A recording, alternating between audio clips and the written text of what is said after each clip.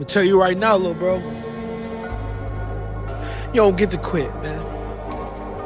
Nah. You know how much you did? You know how much you went through, how much pain, how much pressure, how much intensity, how much hurt, how much loss. I see you take, you kept going. Ain't no quitting, bro.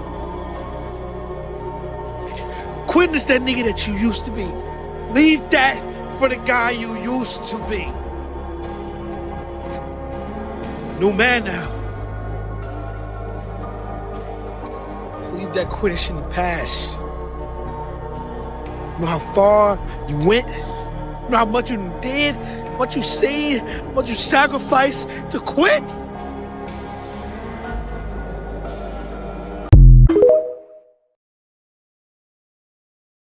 One of the worst things you can do for yourself is allow other people's criticisms to change how you feel about yourself. When I was in my 20s, I got criticized for running other people's race. Now I'm in my 30s, and I get criticized for running my own race. Learn how to live for yourself.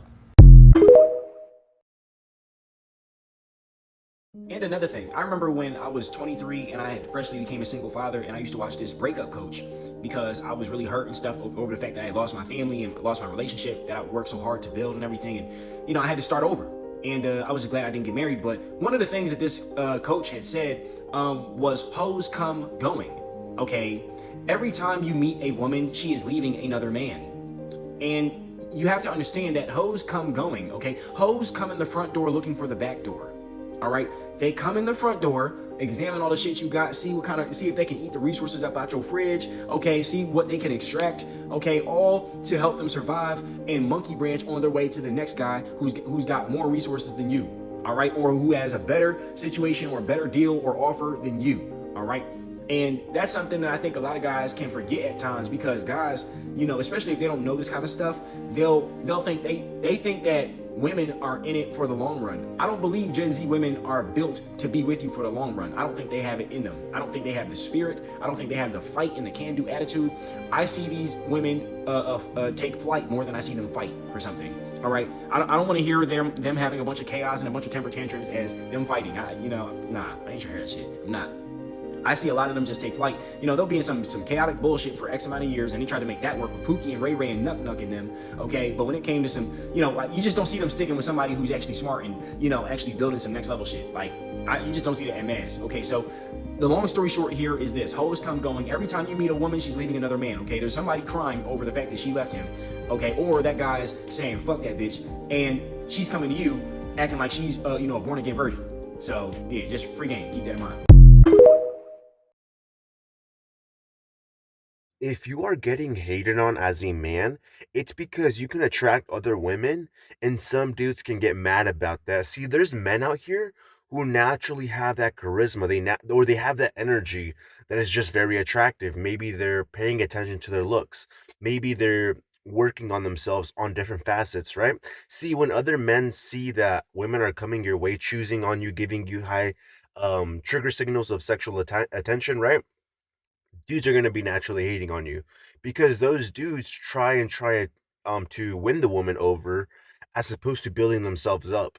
So when they see you come into the spot, it's kind of like a reflection of accountability, right? It shows them where they're lacking. It shows them where their masculinity is not in line, right? Which can kill which can really hit the ego for them, right? That's when you're going to start noticing the sly remarks, the joking, right? See, when these things come about, you want to stay composed, but you still want to call it out. See, when you can come from this route, women can find you attractive because they see that you're not emotionally driven. You can still be composed, right? This is essential when you start moving out here, my guy. You might be hated on by certain dudes, but move in this manner, you will become more attractive as a byproduct, all right? And if you want to pull this off in a way where it makes sense, DM me the word fix, and yeah, man, peace out. Always beware of a woman who brags to you about men she turned down or men she could get. Oftentimes, they're lying. I know my guy. He's from Jersey, right? Won't mention his name, but I'll mention the situation. So recently, Drake had this Nocta party. He invited pretty much all the little baddies that's from Jersey and that's from New York. A girl that he's interested happened to go. He told me, he said, yo, ever since his girl went to this Nocta party, she's talking to him a little different. You know what she's saying? I don't got to deal with your bullshit. I got niggas that's celebrities that want me. Like, Drake was eyeing me down.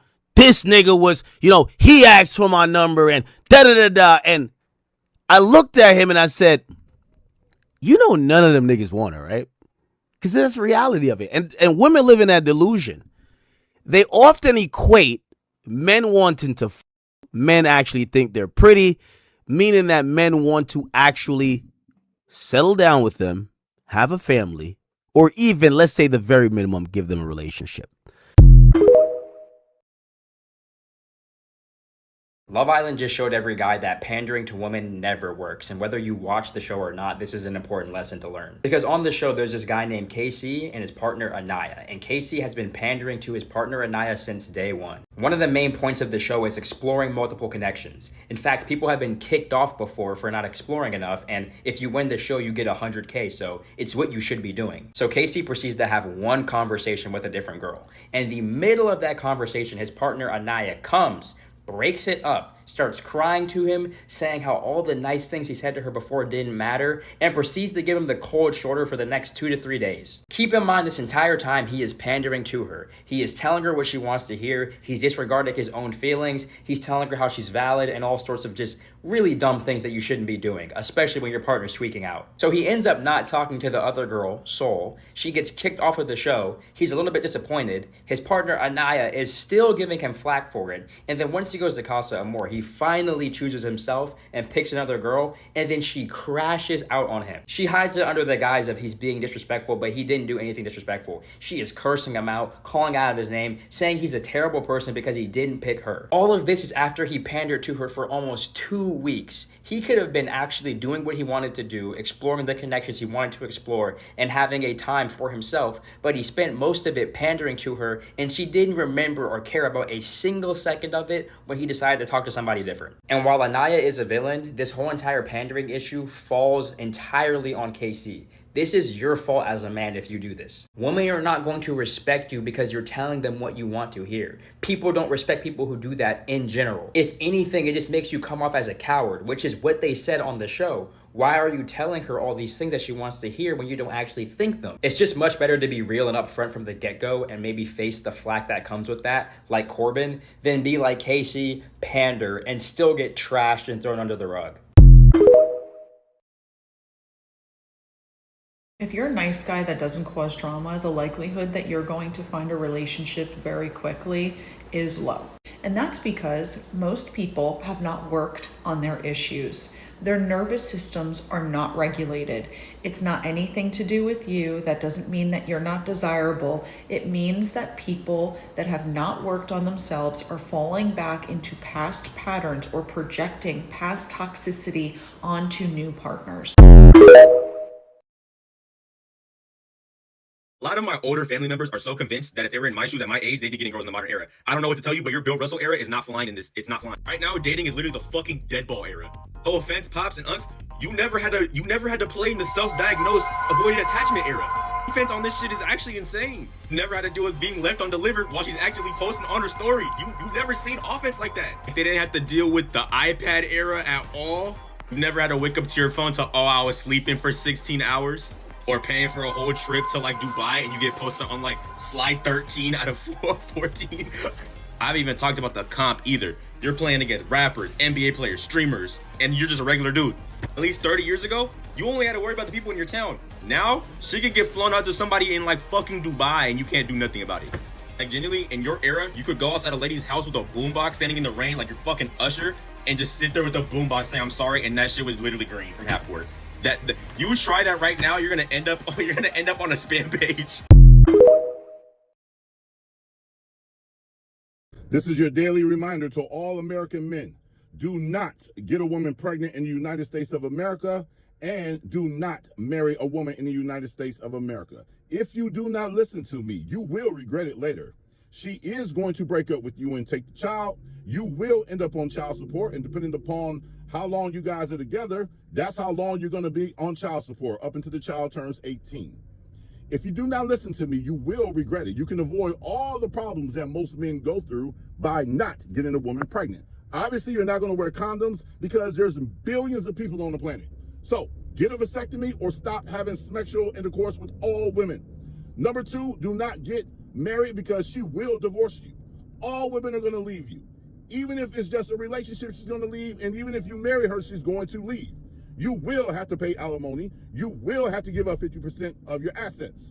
Do not marry any American woman. This is the truth. A girl will look you dead in the face and say if you like another girl's bikini picture, that's cheating. And then she'll turn right around and she'll post a bikini picture. And then when you ask her, well, is that not cheating? She's gonna say no, because she's just posting it for her friends. And it's important that you tell her that she could just send it to her friends. Of course, her response to this will then be, well, really, I'm just posting it for myself. And it's important that you then say, well, it's already on your phone. It's already there for yourself. And then you need to ask yourself, why really is she posting this? Because if she truly in her brain believes that you liking another girl's bikini picture is cheating, then it only makes sense that if she's posting a bikini picture, she's doing it to cheat. Because if she was posting it for her friends, she would just send it to them. If it was really for herself, she'd just go look at it. She's posting it for other male validation. Unfortunately for you, she will never admit to that. But at least now you have the knowledge going forward. And if it seems like her logic makes no sense at all, that's because it doesn't. She just wants a pass to yell at you. Remember that scammers scam. Do not get scammed. So I just turned 24 yesterday, and getting older is not what's scaring me. What's scaring me is I'm watching women's type change in real time. I'm watching them go from Pookie and Ray Ray from high school to now, after a kid or two and a bunch of accumulated weight from Don Julio, now want to marry the nerd. They're entering the marry the nerd phase, and I'm fucking scared. Because when you could have anybody you wanted, you was dealing with the athlete, the rapper, the scammer, and randomly you just want to date the nigga with the bendable sneaks. Not buying it. Gotcha. You was slick. I caught you though, right? After 1 or 2 kids, you done had a lot of weight from all of the nights of partying out, and couldn't nobody tell you nothing, and you're his prettiest problem. Now you want to come over to the nerd side. I'm afraid, fuck you, shawty. Keep it over there. Not doing it, not going. If I wasn't your type then, let's keep it that way, right? Because you give one of them a chance, you gonna be like that one nigga whose wife was in the backyard saying, oh, nothing, I'm just in my house that my husband paid for, thinking about all the times I used to get fucked in college. You're not about to do that to me. You're not doing it. And it's crazy because the chances of meeting someone who doesn't have a kid are actively going down. Like, it's only gonna get worse from here. And it's like, oh. People are still trying to disprove hypergamy. I think the dumbest thing that I've heard about looks maxing is the hypergamy thing. Hypergamy? I don't know. Whatever, you know what I mean? About how, like, the top 10% of men get all of the girls and the rest of dudes get nothing. I have never, ever seen a couple where the dude is more attractive than the girl, ever. This is simply wrong. People think hypergamy is some made-up term by incels. But the thing is, we see hypergamy in nature all the time. Male peacocks have evolved to be more colorful to attract more partners, while female peacocks' colors have stayed the same because they're the ones selecting who to date. So even animals are hypergamous. The most beautiful woman on earth and the most beautiful man on earth, compared to each other, he's like a 6 and she's like the fucking sun. You feeling that way proves that hypergamy does exist. There's a reason why the top 5% of men hold a monopoly when it comes to dating. And it's because females have always dated up and not down. The only reason you hear men complaining about hypergamy now is because the dating market is globalized and more men are feeling the full-blown effects of hypergamy. If you're a man and like recently you have not been getting women like that, I want y'all to understand that that's sometimes a blessing in disguise, because you may be wondering, damn bro, it's been 3 months, like why the hell haven't I been bagging any women at all? Now look at it like this. There are some men out there that have had their lives ruined because they caught a disease or they ended up having a kid with the wrong fucking woman, right? And ruined 18 years of their life. Just think about the amount of horrible shit right now that you are avoiding just by not being able to get women right now. Like, it is a blessing in disguise. If you ask somebody that has had a kid with the wrong woman or that ended up catching a disease, they would tell you the same exact thing. And in fact, they would wish they were in your situation. And sometimes by God or the universe, whatever you believe in, sometimes this situation for you is set up on purpose, because maybe this is a sign for you to actually lock in, get on the grind, and focus on your purpose. Because maybe the women are just distractions right now. And I'm gonna be honest, in 2026, these females walking around, bro, they are nothing. I promise you, bro, you're not missing a damn thing. There is nothing you're missing, bro. What are you, like, the only thing you're missing is just busting a nut. Like, I'm just keeping it real with you guys. Because most of these chicks walking around anyway have literally nothing to offer outside of sex. And I understand, like, if you have not had that much experience with them, you're not going to fully understand. And that's why sometimes it really takes experience in certain shit a lot of times to really understand.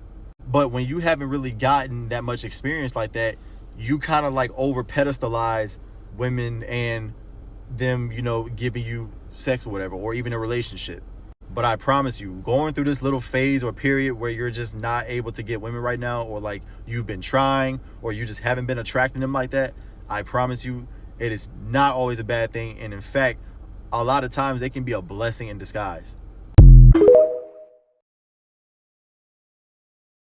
By the way, if you're a woman and you're dating a man who is nice and respectful and treats you well, but still deep down you're feeling like that's not your person and it's not feeling like how you thought it was supposed to feel like, and you don't want to spend every day of the rest of your life with them, not illegal to break up with them.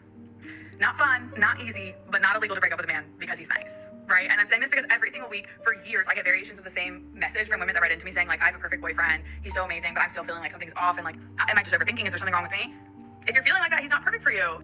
Again, this is something that only a woman would say. Like, no man will get on the internet and just be like, not even on the internet, just in general, just say like, I have the perfect girlfriend. She makes me feel loved. She makes me feel seen. She cooks for me. She cleans. She makes me feel special. But it's just not enough, is it? That's a man would never say anything like that. It's like, this is exclusively a woman take. I have the perfect boyfriend. Something just feels like it's missing. It's chaos. That's simply the only, if you have the perfect boyfriend, right? You find him attractive because he's already your boyfriend. So you find him attractive. He's attractive. He's nice to you. He's kind to you. He treats you well. He does everything a man should do for a woman. But it's not enough. It's not a him problem. It's you. Like, you literally have everything. You've reached where you've reached the goal, but then you get to the finish line and you're just like, that's it? Like, I was expecting more, like fireworks or something. What else do you want from him? Like, and then you go to the comments, it's like every nice guy is just a person you're supposed to be nice to your partner. They treat being kind as the bare minimum, which is nuts because even they recognize that they don't get that usually. So how is it that simultaneously it's the bare minimum, but it's rare? Women are so grateful when the bad guy treats them nice, but are so ungrateful when a good guy treats them well. I'm gonna say it again in case I lost you. Women are so grateful when the dickhead treats them nice one day out of the week, but they're so ungrateful when they receive great treatment on the regular. Then it becomes the bare minimum. Then they start to resent you. Then it's like, well, you're just not my person. Shorty, you are the issue. Again, point me to the man who says, I have the perfect girlfriend. She does everything right. She makes me feel like a superhero. But it's just not enough, is it? Eve ate that apple, man. Eve ate the apple. She had everything in the world. She was in heaven. And she looked at the Garden of Eden and she said, dang, God gave us everything, but like, what else?